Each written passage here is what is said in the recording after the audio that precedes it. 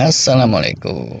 Kemarin ada yang kasih tips tuh gimana caranya fasting tapi nggak lemes, nggak lapar, dan ada yang nanyanya itu rada terobsesi. Nanya gimana caranya supaya puasa itu sama sekali nggak ada rasa lemes, nggak ada lapar, nggak ada haus. Buat yang udah ngikutin kanal ini beberapa lama mestinya tahu ya, kalau diskusi ke arah sana itu perlu lurusan. Yang lurus gimana sih? Persis aslinya saya juga nggak tahu. Cuma dari yang pernah kita sarikan, kesimpulannya tuh gini. Selama fasting, lemes itu nggak apa-apa, asalkan marka-marka kesehatan tidak ambiar. Misal kata gula darah nggak boleh ngedrop parah, tensi juga idem nggak boleh ngedrop, denyut jantung juga, dan marka-marka lainnya nggak boleh ada yang posisi bahaya. Haus itu juga nggak apa-apa, asalkan jangan dehidrasi. Lapar pun idem, itu tuh nggak apa-apa, asalkan tidak terpapar gizi buruk. Kalau kalian pengennya puasa itu tanpa lapar sama sekali, tanpa haus sama sekali, tanpa lemes sama sekali, lah, kalau menurut orang Jombang Bojonegoro, you miss the point of fasting at the first place. Nah, kalau kalian pengennya puasa itu tanpa lapar, tanpa haus, tanpa lemes, itu artinya terobsesi jangka pendek. Padahal puasa itu gamenya jangka panjang. Dan yang jangka panjang itulah yang lebih tinggi manfaat dan nilainya di dunia dan akhirat secara spiritual maupun secara ilmu kesehatan. Kalau puasa nggak mau lapar, sahurnya daging steak jumbo aja yang padat protein. Protein yang berlimpah ruah itu akan dipirit oleh tubuh kita bisa sampai 10-20 jam atau sekitar itu. Nah, dengan suplai protein yang sebegitu lama, rasa lapar itu akan menyingsing. Anak-anak di masa pertumbuhan sih oke saja. Tapi kalau orang dewasa kebanyakan protein kayak gitu, jadi cepet tua. Kita udah pernah bahas, sinyal mTOR akan manteng aja terus, padahal keberadaan mTOR itu menyetop autofagi dan healing. Kalau nggak mau lemes haus, ya jangan bercapek-capek. Mager aja terus seharian di tempat yang setelannya optimal. Tapi ini sama juga. Kalau tubuh kita dimanja-manja kayak gitu, otot, tulang, organ-organ malah melemah, menyusut, dan kita jadi ringkih.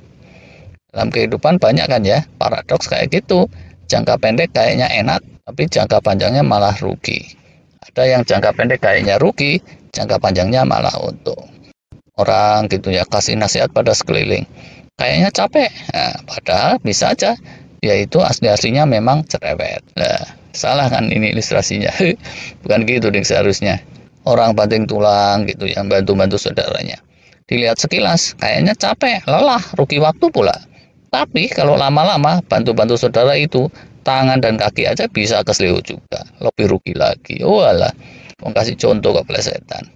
Tapi subscriber sini mestinya udah pintar-pintar kan ya, tahu poinnya. Kalau yang belum subscribe itu ya beda cerita. Mbok yao, gitu kalau menurut dagelan zaman dulu. Serius nih sekarang contohnya. Contoh ketiga, Haji Juki gitu. Dia bayar zakat.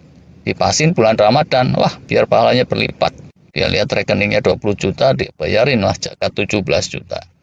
Terus susah payah dia keliling kampung, datang-datangin rumah warga miskin untuk berbagi. Kalau dipandang jangka pendek, itu rekeningnya jadi anjlok kan ya. Udah gitu capek pula. Nah, tapi 2 hari kemudian istrinya nyeletuk. Bang, kok kemarin itu rekening cuma disisain 3 juta? Kan kita mesti bayar tukang pagar 5 juta sore ini. Walah, iya ya, Bang Juki pun terus tepok jidat. Untung aja dia terus dapat solusi dari Allah. Dia nemu duit di salah satu saku celana kolor, $100. Jadi selesailah urusan tukang. Tukang pagar dibayar dolar, gaya bener. Cuma ya, buka puasa hari itu, mau jajan cilok, istrinya pun nyengir. Ini udah ketiga kali, tapi contohnya masih gak jelas nih. Tapi kita bisa renungkan lah ya, kata-kata dari Rasulullah Shallallahu Alaihi Wasallam. Daripada kasih contoh salah melulu. Dalam berbagai redaksi dan situasi, beberapa kali diajarkan kayak gini tuh. Andai saja orang-orang pada tahu segimana manfaatnya perbuatan baik itu untuk diri mereka, sedang sakit pun pastilah mereka akan ngotot berangkat untuk berbuat baik, meskipun harus berangkat sambil merangkak. Nah, gitu tuh kira-kira gambarannya. Puasa juga sama, yang ngalamin lapar, haus, lemes itu walau alam.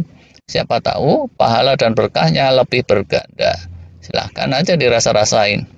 Di luar manfaat spiritual, secara kesehatannya juga sama. Yang lapar, haus, dan lemes, itu sel-sel di tubuhnya akan menerima sinyal yang lebih kuat. Bukannya sinyal-sinyal cinta, enak aja lu. tapi sinyal survival mode. Dan semakin kuat sinyal survival mode ini, semakin kencang juga proses healing rejuvenation di tubuh kita. Kita sudah pernah bahas ringkasan tentang pentingnya kemunculan hormon ghrelin untuk healing rejuvenation.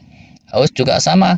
Dry fasting yang tanpa minum itu cenderung lebih ngencengin survival mode daripada water fasting. Hipoksia yang kemarin kita bahas kan juga sama. Dia ngencengin autophagy dan healing karena dia itu memberi sinyal kuat untuk survival mode. Jadi, kalau puasa terus muncul lapar, haus, dan lemes, kita mesti lebih bersyukur karena besar kemungkinan puasa kita akan membawa dampak healing dan penguatan yang lebih mantap untuk diri kita. Jadi itu tuh bukannya mesti coba kita eliminir, tapi justru mesti kita usahakan untuk muncul. Banyak caranya ya. Buka sahur, porsi makannya secukupnya aja. Terus selama puasa gitu tetap aja kerja aktif menunaikan berbagai amanah kehidupan. Dan seterusnya lah ya. Bisa juga dimunculkan itu dengan cara saat bukanya disegerakan tapi dengan porsi seperti yang dicontohkan oleh Rasulullah Shallallahu Alaihi Wasallam.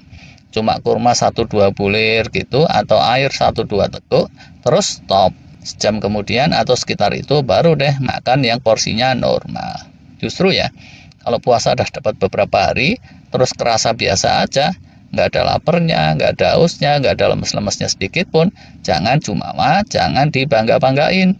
Kita itu mesti introspeksi dan cari akal, dimana agar siang harinya atau sore kita bisa kelimpahan hormon ghrelin lagi, hormon lapar.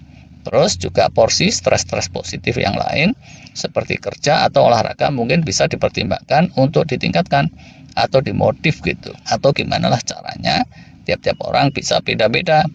Menu buka sahurnya dimodifikasi aja, itu juga bisa berdampak. Misal nih ya, bukanya dibanyakin makan sayur, buah, atau salad, proteinnya dikurangi. Bisa jadi besoknya itu terasa lapar lemes. Ada yang kayak gitu, tapi jaga-jaga deh. Jangan sampai kayak si Kodir kemarin itu. Gara-gara kebanyakan makan rujak, malah jadi moncor deh tuh. Sakit perut. Walah. Kalau habis taraweh menjelang tidur, perut kerasa lapar lagi. Lah, hormon ghrelin juga tuh. Mentang-mentang malam boleh makan, jangan terus bakpao 5 diembat semua. Nanti temannya nggak kebagian kan ya. Teknisnya ini sorry aja ya, nggak dibahas sekarang, karena poinnya di sini lebih ke soal prinsipnya. Kalau prinsipnya udah salah, di ujung sana dapatnya kemungkinan bakal salah juga. Gitu deh. Terima kasih.